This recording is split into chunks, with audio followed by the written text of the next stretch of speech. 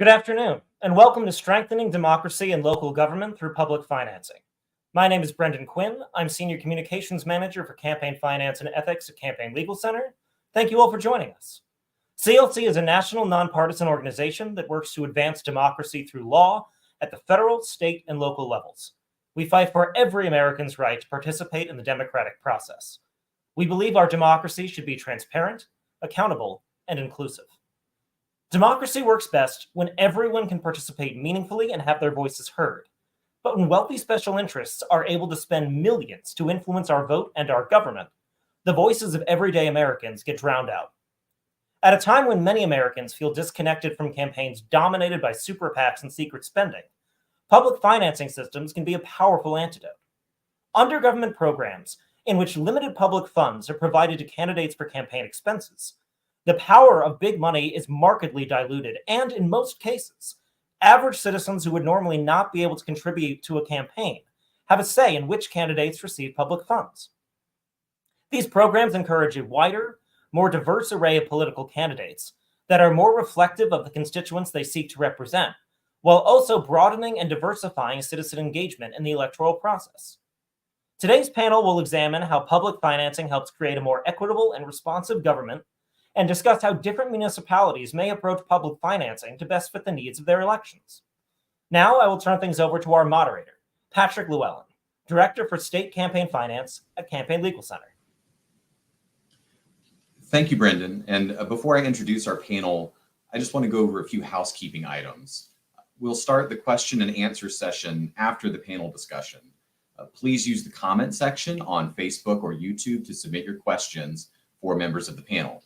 We'll do our best to get to each question, but in the interest of time, we may not be able to answer every question. If we're not able to answer your question today and you're a member of the press, please email your questions to media@campaignlegal.org. If you're a member of the public and we are not able to get to your question today, please email info@campaignlegal.org. Now, I'd like to introduce today's panel that I'm so thrilled to have joining me today. First, my colleague, Aaron McKean, who is CLC's legal counsel for state and local reform. He works with state and local partners to develop and advocate for campaign finance reforms that lift the voices of voters and lead a more transparent democracy. Next, I'm pleased to be joined by DC Councilmember Zachary Parker. Councilmember Parker has represented Ward 5 as an elected official since 2019. He first served as their representative on the DC State Board of Education and has represented Ward 5 on the DC Council since 2023. Before serving in public office, Councilmember Parker was an educator, and he holds degrees from Northwestern University and Columbia University. Having run and won under DC's public financing program, he can speak to the experiences and opportunities that come to candidates and citizens under these systems. And finally, Emily Scarr is the state director for Maryland PIRG, or the Maryland Public Interest Research Group. She directs strategy, organizational development, research, communications, and legislative advocacy for Maryland PIRG. Emily has served as the director of Maryland PIRG and Maryland PIRG Foundation since 2013. During that time, she helped win small donor public financing in Anne Arundel County, Baltimore City, Baltimore County, Howard County, Montgomery County, and Prince George's County. What a list. So thank you to all the members of the panel for joining us today for what I'm sure will be a very interesting conversation. And let's jump right in. So the first thing I'd like to start with is just, what is the public financing of elections? How would you define this type of system? And maybe for Emily and Councilmember Parker, talking about how does that type of system work where you are, and does it differ from city to city? And I'll start with Aaron for this question. Great, thank you, and thanks for having me here today with our esteemed panelists. I'm excited about public financing mostly because it means that there's a system in place that allows candidates to run for office even when they don't necessarily have access to those wealthy networks of contributors or their own deep pockets. Right, and so the way that I typically define it is, public funds that are being provided to candidates as an alternative to that kind of private financing that we're more used to, right? Where we see large contributions or folks raising lots of money to run for office. And that's sort of at its basic level. And there's lots of ways to do this, right? What we're going to hear today from our other panelists is, how it works in Maryland, in DC, and all those experiences really build on years and years of experience of doing public financing, at the federal level and also at the state and local level for the last few decades. We'll hear kind of like different versions of it, right? You might get large grants, or you might be able to get matching funds, right? Where someone gives a small contribution and that small contribution gets matched by the public funds. Or you might have a system where you get a voucher that you'll hear about from Seattle. And the voucher is essentially campaign cash that comes from that public fund. That money just goes directly to the candidate and they can use it on their campaign. But the key piece here, right, is that candidates have to agree to certain terms to participate in the program, right? They have to demonstrate that they have local support. They have to demonstrate that they qualify for the office, and then they have to agree to, doing certain things like participating in debates or, making sure that they're submitting all their reports on time for campaign finance reports, or, agreeing to not take, right, those big contributions. All those aspects are kind of what creates like a big program, or kind of the full picture of the program. It makes it holistic and makes it, work for people as opposed to, working for big wealthy interests who want to, flood our campaign system with cash. Thanks, Aaron. And I think I'll turn next to Emily, if you don't mind sharing, how you define public financing and maybe more about how Maryland's programs work. Sure. So yeah, I think Aaron gave a good overview. The way I often think about public financing is figuring out ways to use public policy to make our elections run and be funded in the way we would like them to be funded, right? So in an ideal democracy, candidates run for office. They do need money. It costs money to run for office, but that money should be reflective of the constituents they represent. So they are able to only accept money from folks who can vote for them for public office, and at a size that is reasonable, with a reasonable limit for what people can afford. So that would ensure that everyone has more or less equal say in the funding of elections as well, like we have equal say when we vote for elections. Obviously, if a candidate chose to run that way, I'm only going to accept contributions from constituents. I'm going to limit them to $50, $75, $100. They would be quickly outspent by traditionally funded candidates. So fundamentally, these small donor public financing systems, these matching systems, the grant systems are all systems to try to enable candidates to run in that way while still remaining competitive and able to have a chance against a traditionally funded election. So what we've done in Maryland, and we'll talk more about this later, I think, has evolved based on the law and also public consciousness about what our election should be. We have a tiered small donor matching system that's entirely voluntary. Candidates choose to run in the system. In order to participate, they can only accept contributions from individuals, no corporations, no PACs, no labor unions. And then if they meet qualifying thresholds to show that they are viable candidates, they can receive limited matching funds for those small donations from local residents. They can still accept out-of-state contributions, but they don't receive any matching funds. And then finally, those matching funds are at a scale so that the smallest funds receive the highest match, and it goes down. The cap varies a little bit county to county. It's $150 or $250 would be the highest any total aggregate contribution anyone can receive.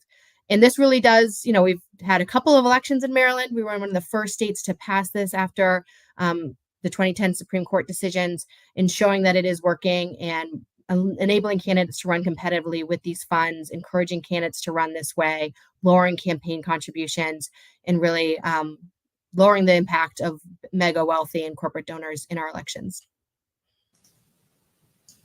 Thanks, Emily. And Councilmember Parker, I'd love to hear from you about how you define public financing and how it's worked in DC for you.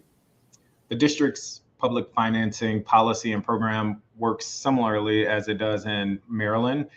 For the district, there is a cap.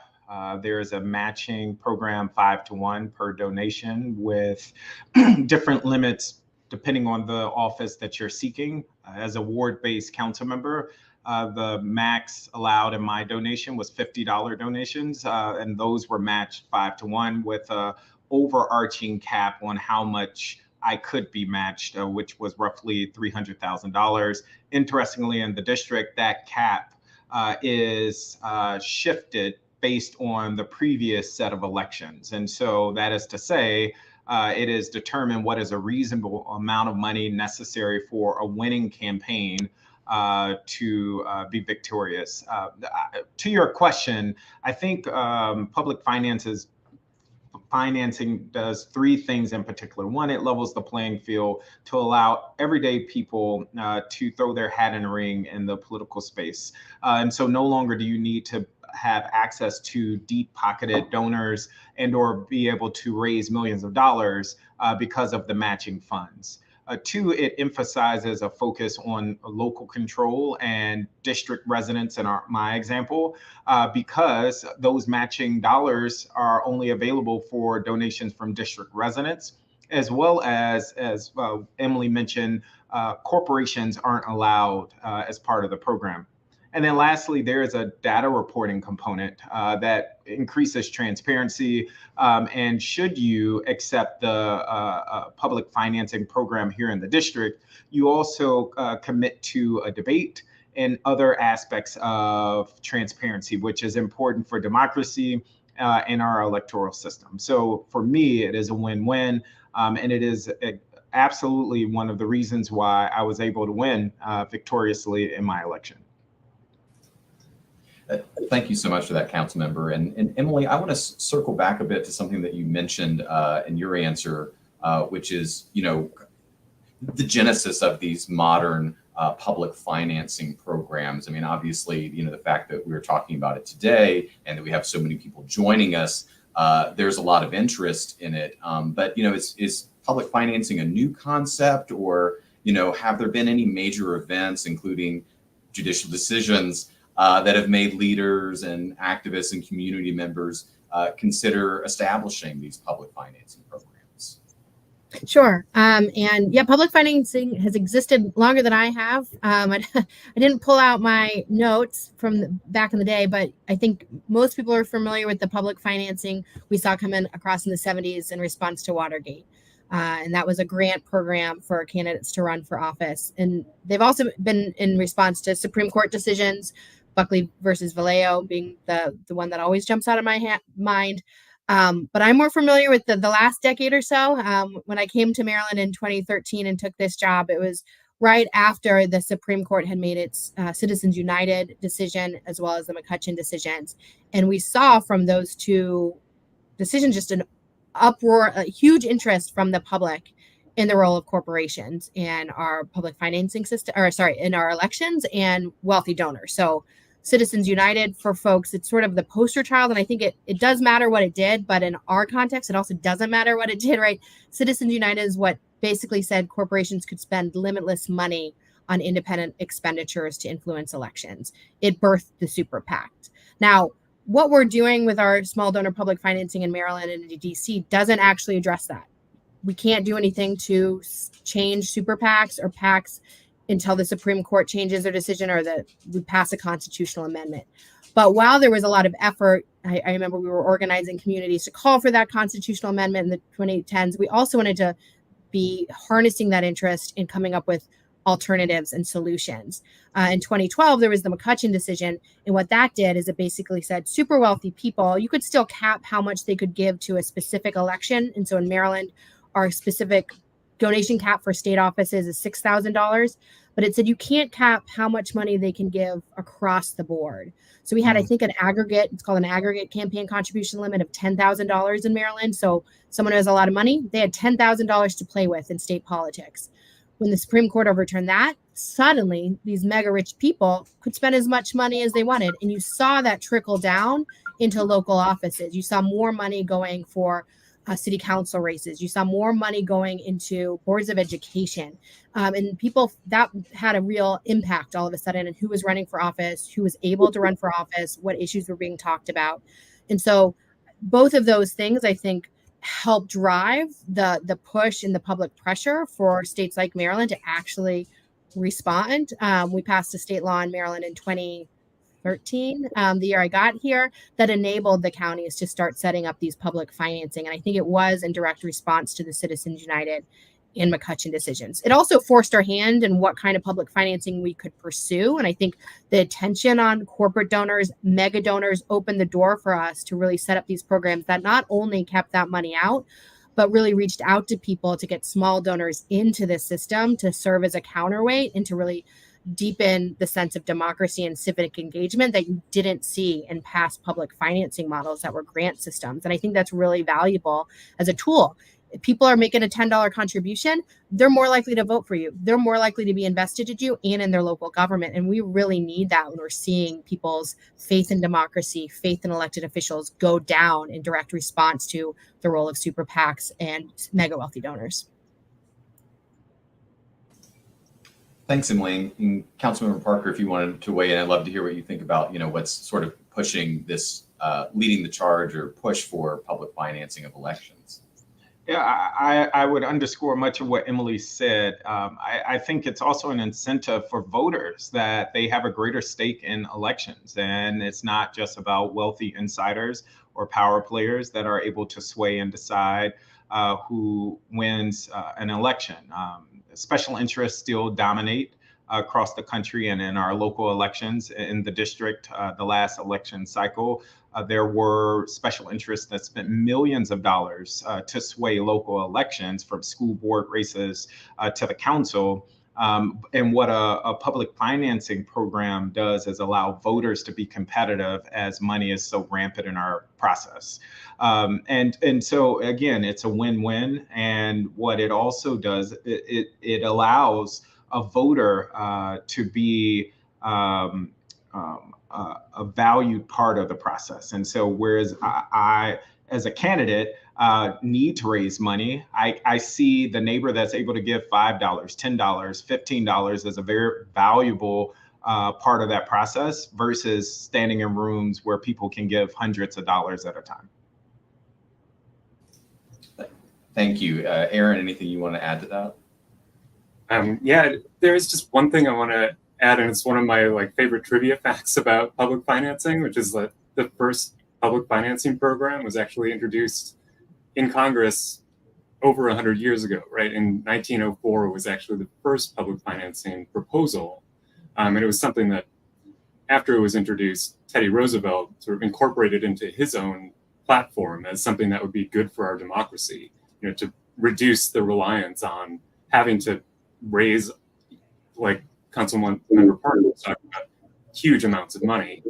Instead, focusing on how do we make this, how do we provide these resources to candidates, or, in the case of that early proposal, it was about providing money to parties to make sure that they could run their elections and get candidates in.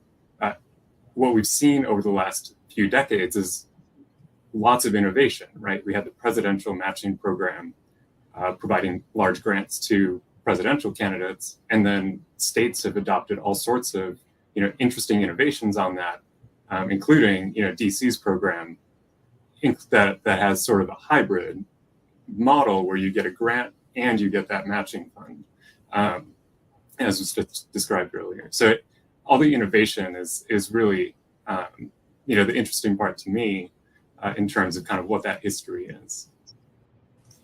And if I could quickly add on what Aaron is adding to the conversation, as many positives as there are for public financing, there are detractors out there that are attempting actively to roll back public financing programs across the country, including here in the district, both citing that it is a waste of public dollars and trying to roll back the matching amount. And I think we should remain vigilant.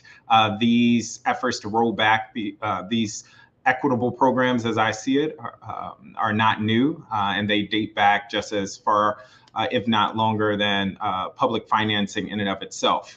Because if we reduce matching and or eliminate access to these programs, we undermine the very democracy that we're giving residents a greater access to.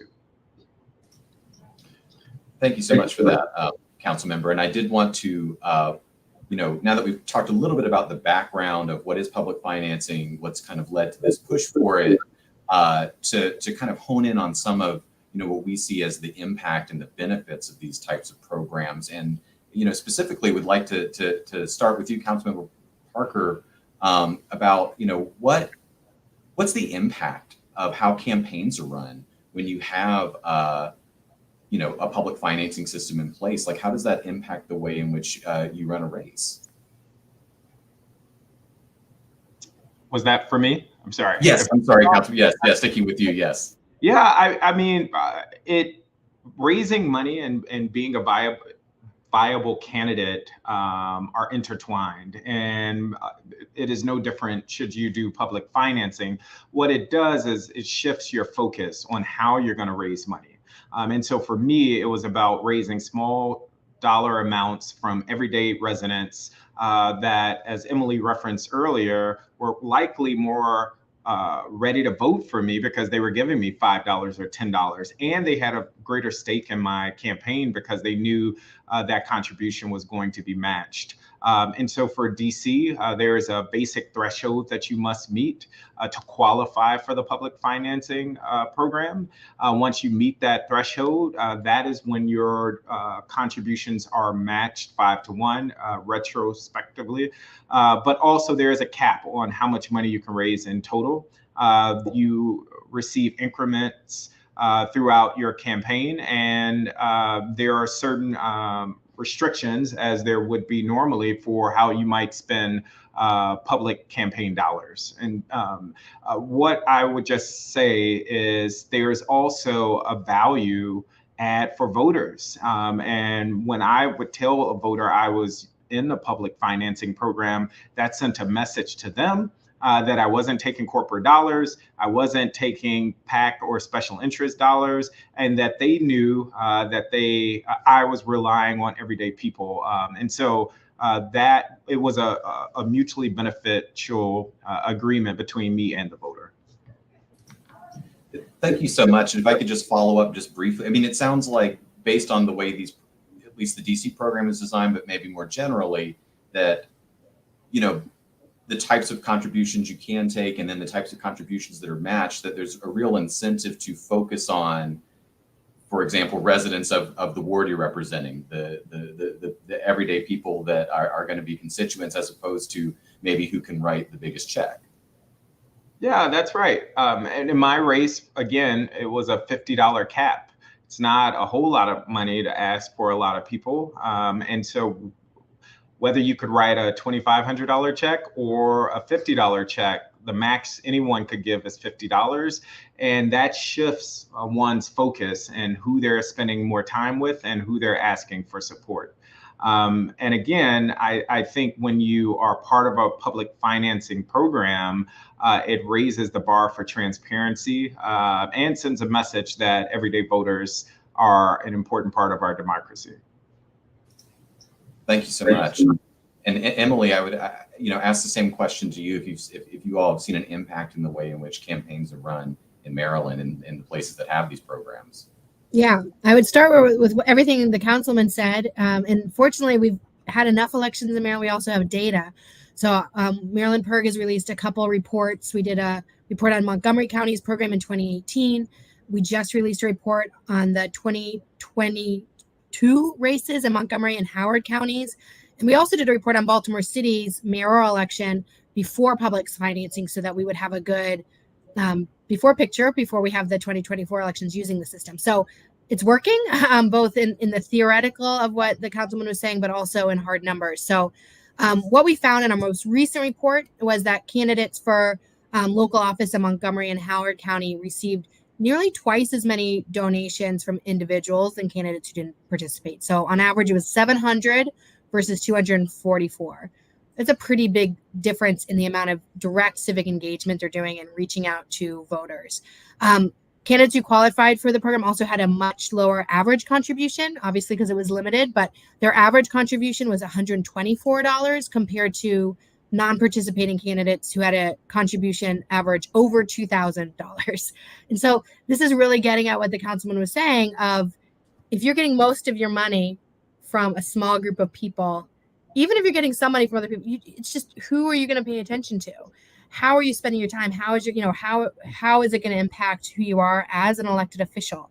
And then finally, we found that it worked in making sure people were competitive. This has to do with the design of the program. And as the councilman was saying, weakening those caps, making it unattractive for people to participate is a dangerous long term. If you don't have a effective public financing system, you might as well not have one.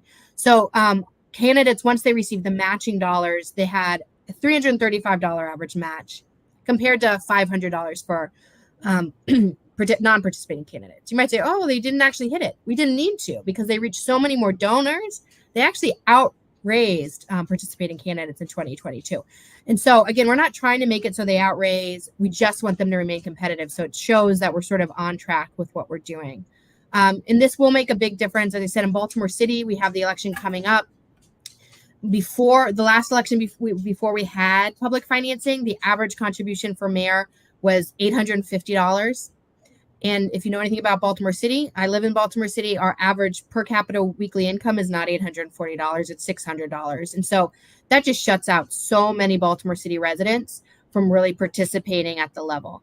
And so I'm looking forward to seeing how it works out in the city soon. Thank you, Emily. And Councilmember Parker, I know that you have to leave us shortly, so I want to make sure to turn it back to you for a moment, just to ask, what are your sort of closing thoughts or things that you would hope people leave this conversation with when they're thinking about public financing in local elections in 2024 and moving forward? Maybe what makes a good system, or other benefits we haven't talked about yet. But what would you like to leave people with as they're thinking about these types of programs? There are many threats to democracy locally and globally, and public financing is a critical tool to expand democracy to the average voter. It is important that we protect these programs and thwart efforts to roll back matching systems and or access to ordinary residents. We also need to ensure that we continue to campaign against special interests and PAC dollars dominating our elections. Outside of a Supreme Court ruling in our favor, public financing is a critical tool to help balance the scale of sorts. And so I'm a big believer in this. My election was only made possible. I would say the public financing program here in the district is still growing and is young, but it is changing the dynamics of our electoral system here for the better, where people are in the driver's seat and have a greater say versus deep-pocketed insiders. And that is what we should want from any electoral system. So I'm hoping that we can strengthen it here, and anything that I can do, I'm willing to do just that. Thank you so much for that, Councilmember, and so grateful for you to join us today for this conversation. Thank you. So we're going to continue the conversation just a bit with Aaron and Emily, and then we'll have time for questions from the audience. But I do want to touch on something that I think Councilmember Parker spoke to, and I believe you did as well, Emily, about there's benefits to candidates in how they're able to run their campaigns, but then talking about what are the benefits for people who everyday people who maybe haven't given a campaign contribution before, but then want to support a candidate that's running in a public financing program. And so, Aaron, maybe I'll start with you on that. Yeah, I mean, sometimes I get a little overwhelmed talking about the benefits because they're pretty great for campaign finance reform. And the two that really kind of stick out to me immediately are, one, it really, I think this was touched on a little bit before, right? But it really increases the amount of interaction that you get as a voter between you and the candidate, right? And that's the kind of that's the kind of interaction we want in our democracy, where candidates have the incentive, right, to talk to the voters, to talk to their constituents, to make sure they're pounding the pavement and getting out there and making sure that there's a meaningful relationship, right, between that community and the people representing them.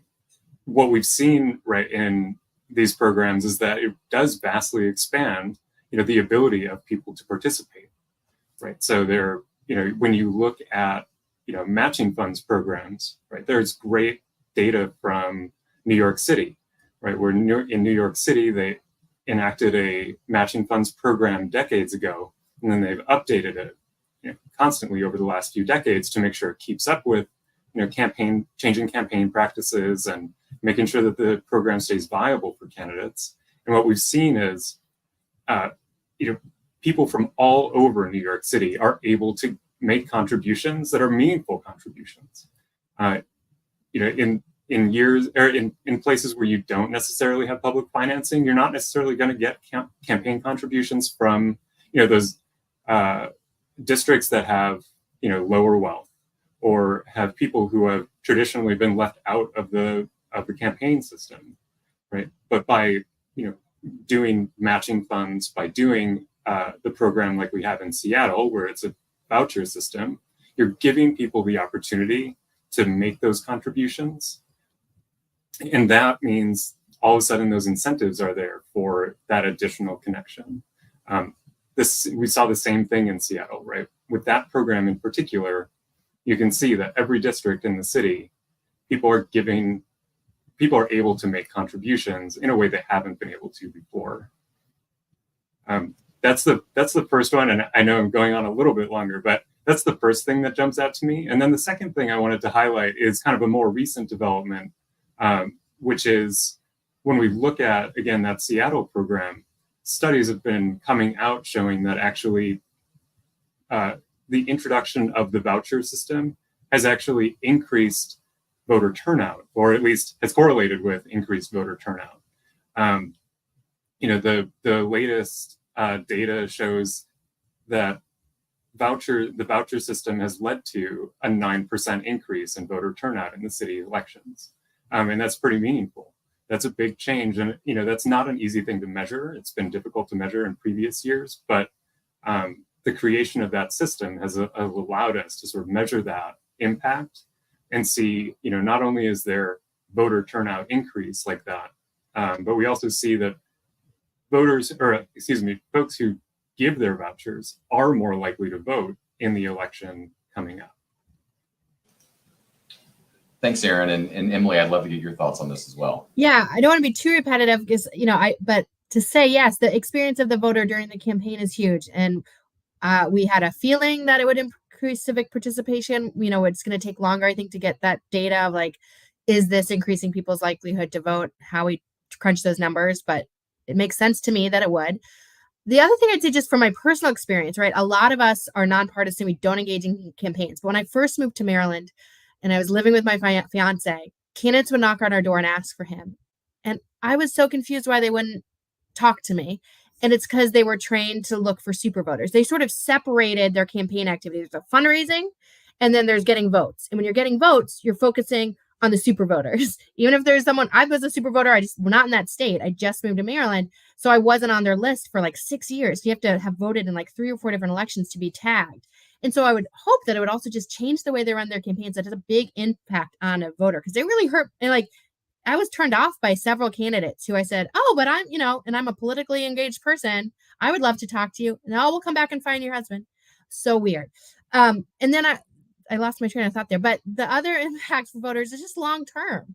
I think candidates running for office this way, it's going to make them more effective public officials. I remember when we were having the conversation, I think in Baltimore City, some of our long-term incumbents felt bad. They're like, well, maybe incumbents shouldn't use this. We have a base. I don't want to take the tax dollar money, et cetera. I'm like, no, we want everyone to opt into this system. And we don't want anyone to have an excuse not to, for one, but also I think it will change the way people act once they're in office if they have that groundwork, if they have that community connection. And then finally, I'd say just for candidates for the public to be able to cast judgment on a candidate if they opted in to the system or not. Not in a litmus test way, because I think there's some candidates who choose traditional fundraising for some reason. You may still vote for them by all means, but I think it does signal to the candidates about what type of campaign they're running and how they're going to be as an elected official. So much so, we've seen examples of candidates using the public financing system still being dramatically outspent, but there is a lot of value in a candidate showing sort of how they're going to be as an elected official by making that choice to choose public financing. And I think that has a benefit to voters in trying to decide who they're going to support. Thank you so much for that. And I do want to make sure we leave time for questions. So I think the last question that I will throw to both of you is, just thinking about with the folks who are joining us today who may be interested in public financing, wanting to push forward in their communities or adopt it there, what would you say are the elements, or what's something that stands out to you is like, this is what a good public financing program looks like? But and more broadly, what advice would you have for them as they're looking to adopt a public financing system? And I'll start with you, Emily. Oh goodness. All right, let's see. Well, there's what makes a good financing system. There's also what you have to do so it can stand up in court, right? It has to be voluntary. It has to be generous enough to enable candidates to run a competitive race. And I think, so that would be like the couple things, right? You need to know how much it costs to run for office in the area. And this can get, places like Baltimore City is like, oh, well, some districts don't cost very much. Some districts cost a lot. You want to go to the highest cost. And one thing we found that's helpful for folks if they're doing this is candidates under the public financing system are going to raise more money than they need. Like in Maryland, you can hold on your campaign account your entire career, which is something we don't like. But in public financing, you can't. So it's not like putting a high cap is going to drive up the cost to run for office, because it's not easy to get that money. So that's what I'd say. Make it as generous as you can without making it outrageous, and make it a bipartisan issue, right? There's a lot of reasons this is definitely something that gets support from Democrats, Republicans, independents, and you want to lean into that, not away from that. Obviously, I'm from Maryland. A lot of the first counties were deeper blue, but Anne Arundel County, Baltimore County, Howard County have passed these programs and also passed ballot initiatives to change our constitution to enable them. That would not have been possible without bipartisan support. So I say that because it builds a stronger program, and also it does impact the way you message your campaigns, the way you're talking about the campaigns, who you're reaching out to, and build support. Because again, we want public financing system that's going to be resilient and funded. And yes, it does generally have to be taxpayer funded. So you want to build it in a way that you can have support from the vast majority of the constituents, not just uber progressive or lefty or Democratic. Thanks for that. And what about you, Aaron? Echoing or agreeing with everything that Emily just said. The things that I would add are, first, I do think the kind of the key piece in terms of creating a program is making sure that you do have community buy-in for the creation of the program, right? So understanding how it's going to work in the system and how it's going to impact people means you have to rely on, folks on the ground now, what is their experience currently, and what is this is going to change how campaigns work in, a city or a county or a state. And you want people to have a vision for that. You want people to be able to contribute to that vision, to that, and lead on that, because it's their community and it's their program. And so getting input from the nonprofits that are out there doing service work, or the nonprofits or the other groups that are out there doing, campaign work, or candidates, right?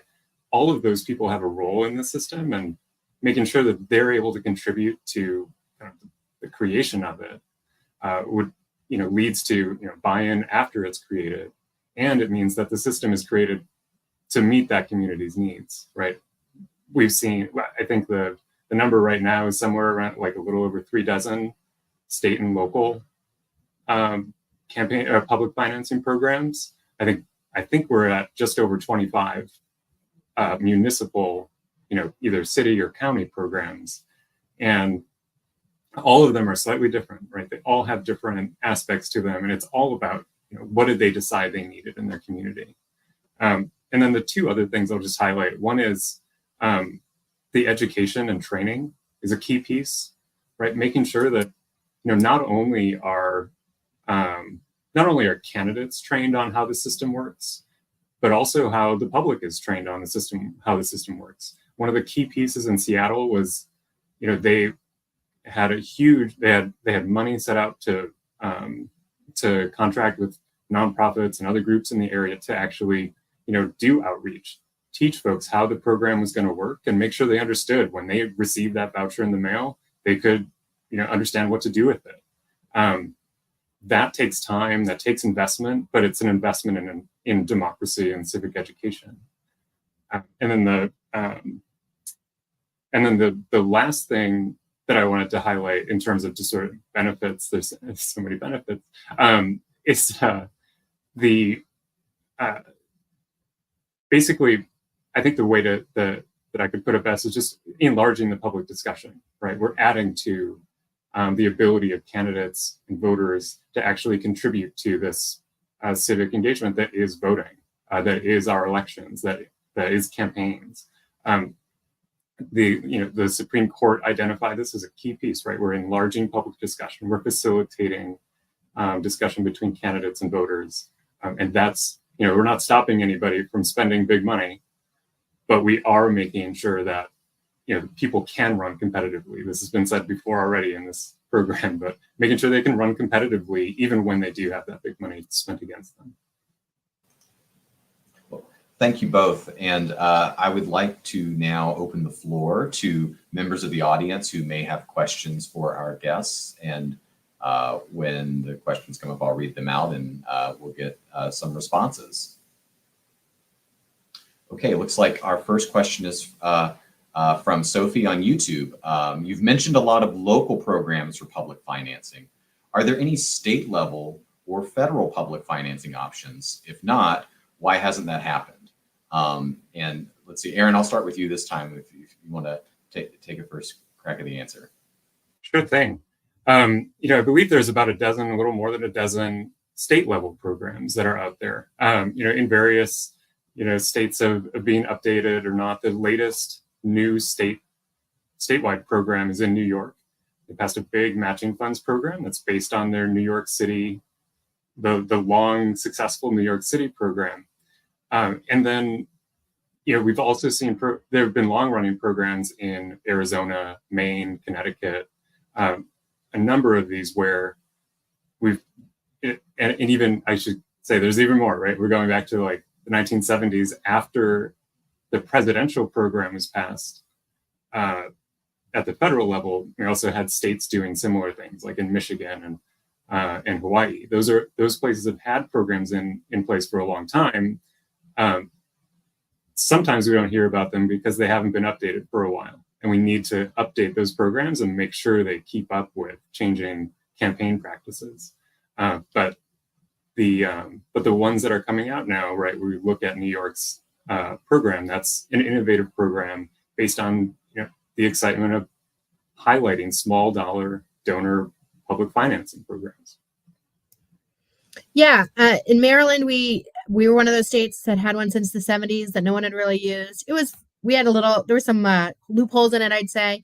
I'm gonna get my dates wrong, confused, 2012, whenever Governor Hogan won office originally, Republican Governor Hogan used the program successfully to win office in Maryland, which I think did help all our efforts just to build that bipartisan support, but that's how they'd achieved the top of the ticket.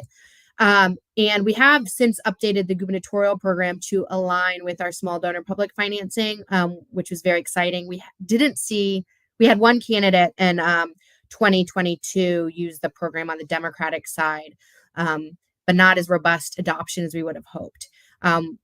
If not obvious, part of our strategy building these local public financing is to build that support for a state reform. It's tricky in Maryland, the policy. We have multi-member state house districts, which makes my brain go crazy when I'm trying to think of how to do public financing. But we've been working on a bill. And one thing that's been really interesting to see now that the counties have used it, they want it. A number of our state legislators are folks who worked with us in their counties to establish public financing. And they don't, we'll see soon candidates who won using public financing at the local level actually holding office at the state level. And so I think that will put that public pressure on. We were also seeing pressure to expand the program to boards of election, sheriffs, other local offices. So I hope we get there in Maryland. It's been and also we've just been so busy since more counties keep wanting to establish the program. It's kept us from focusing our full advocacy potential on state reform. But we have put in bills. We have not seen them win, similar to other states across the country who've looked at this. Well, and I think that's a really important point, Emily. We were talking about how public financing changes the way in which campaigns are run, both for candidates and for the voters. And in a positive way, when you start having elected officials who are used to running their campaigns in this way, where they can rely on small dollars from their neighbors and everyday people, that then if they want to run for state office and there's not a public financing program, that it can be a shock in a bad way of, this is not how I'm used to being able to run for office. We really need this at the state level. And I think I think that was part of the experience in New York, is having legislators who came up through the strong New York City program, running for state office and wanting a statewide program there. And it sounds like, hopefully that'll be part of the story in Maryland as well. I think we have another question. Okay, this is from Money Out Virginia. One key challenge is how to finance the programs. In Virginia, our recent bill is funded through a tax checkoff system. What are the other options to avoid using taxpayer dollars for these programs? Maybe what I'll do, Emily, is start with you by asking, how the Maryland programs are funded, or how that has played out there. Sure. I mean, we certainly talked about this. I think other options, we can run into legal challenges. I think we did consider some dedicated funding, which, I think general taxpayer dollars are usually better. And so I would just say run towards that. We definitely want to have options for folks to donate. So in Maryland, we also have a tax system for a gubernatorial program. We've encouraged local municipalities to add that voluntary donation to tax bills, water bills, wherever they can, to sort of lower the taxpayer impact. But I think you sort of just have to run right at it and embrace the fact that it costs money, and we don't actually want anyone other than the voters to pay for it. And you should look at how much it's actually going to cost and be realistic about that. But if you can't win that debate, then your public financing system probably is not going to be as resilient as you need it to be. You say we pay for our elections, right? We pay for our voting booths, we pay for the poll workers, we pay for the ballot. If we're not paying for the candidates to run, someone else is going to be. And what does that mean for our democracy? So it's not, I know, and often I find that once you do that, and once you figure out the average cost, you're going to have the taxpayer support. Doesn't mean it's not an easy thing for opposition to use as a wedge. But I remember we were running a ballot campaign in Howard County to establish the public financing, and we were nervous. We weren't sure we were going to win. And I had a conversation with a very conservative voter, because I was just wearing my campaign shirt and a Dunkin' Donuts or something. He was like, "Oh, I don't want to use taxpayer dollars for that." I said, "Oh, I think it'll end up being about $4 a taxpayer." And he's like, "Oh, never mind. Okay." So, you want to be honest. I don't think we want to hide from that. Yeah, I share that. Just being honest about the fact that it is going to take public dollars, right? There's not really a great way around that, and that is why we call it public financing. But I do think, taking a broader view of what we're doing, I think the way Emily put it was really great, right? We're investing in our democracy, right? When we see systems that are weak, and we invest in them, that's how we strengthen them. And public financing is a way to invest in that part of our election. And the question, when you get to those details about, where are we going to find the money, right? Sometimes, it really does depend on where you're at. Some places will have restrictions on where you can draw that money from, right? Maybe it can come from general funds, or maybe you have to specify, a new tax or a new fine. But I think one of the key pieces for a lot of programs is they've identified, multiple places where they can get funds from, so that you actually have a diverse source or diverse sources of money coming into the system. So you might have a tax checkoff, and you might also include things like fines and fees for running the program, and then you might also include fines for general campaign finance violations, right? Because that does happen. That could be a source of money that you add into the pot. And then it is always, probably the biggest source typically would be some sort of tax that's more direct. The challenge is, every place is a little different. So Seattle has, a property tax levy. Maine has just a general, minimum amount that they have to put into their appropriation every couple years to make sure that the amounts stay up. It does take a lot of work at the local level to figure out where that money could come from. But having that diverse set of sources is going to be a key piece. And I would just add, this wasn't the question, but if we're talking about funding, making sure it's resilient, as I was saying, trying to remove the politics of it. I think in Baltimore County, in our charter amendment, we actually said that county executive has to fund the program. So you want to remove some of the, if an individual new mayor, governor, county executive can cut it from the budget. You want to put as many you got to fund this as you can into it. For all of our municipalities, we set up independent commissions, which are designed to make the funding recommendation. It's not necessarily binding to whoever is in charge of the budget. But it took, Montgomery County, that was our first county to do this. They did it strong, but we had to be there every year at the budget hearings for 4 years to make sure they put in enough for the program to be successful, because it takes constant monitoring. So the more you can do when you set it up front to make it strong, instead of trying to take shortcuts, the better you'll be long term. Thank you both. And I love both the practical answers of this is where you can find the money, but also the, visioning of what we're talking about here is the infrastructure of democracy. There's some things that we naturally think of. Of course, we're going to spend money to make sure that we have elections, for example, and thinking of public financing is just another part of the infrastructure of democracy. This is how we want our campaigns run. Of course, we would invest our public funds in that. So, I just want to, before we bring the discussion to a close, I'd like to give both of our guests a chance to leave us with some final thoughts on what the landscape for public financing looks like heading into 2024. Similar to what I asked Councilmember Parker earlier, are there any municipalities working towards public financing for the first time that you have your eye on? Are particular races involving public financing that folks should keep their eye on? Or, just anything in particular over the next year or two that you're really thinking about when you think of public financing of campaigns? And I'll start with Aaron for this.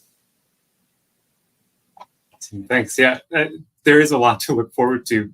I think a big part of it is folks are out looking for solutions, right? We see what's happened after Citizens United with the huge growth in corporate spending, huge growth in dark money spending, and with limited options to deal with that, public financing is just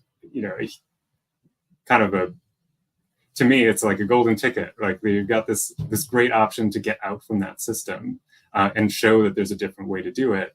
And the places that I'm looking at are, Oakland is one.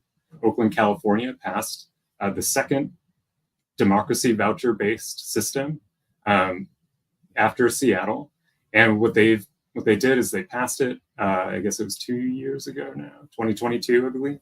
And then they've had to now start implementing it. Part of that means making sure they have enough money for it.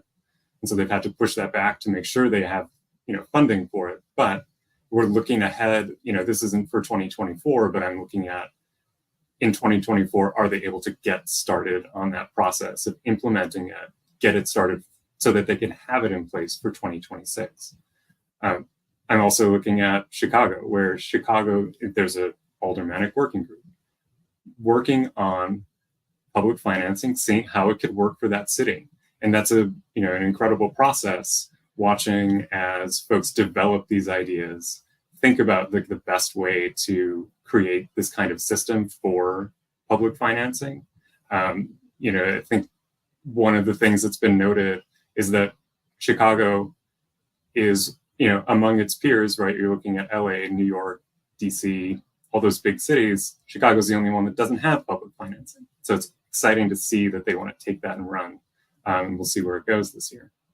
And then the last one I want to highlight is, and this isn't municipal, but Hawaii has been working on public financing for the last few years in the wake of big scandals, right? When you see those big scandals with money in politics and candidates taking money from probably sources they shouldn't for reasons that they shouldn't, public financing is there as an option.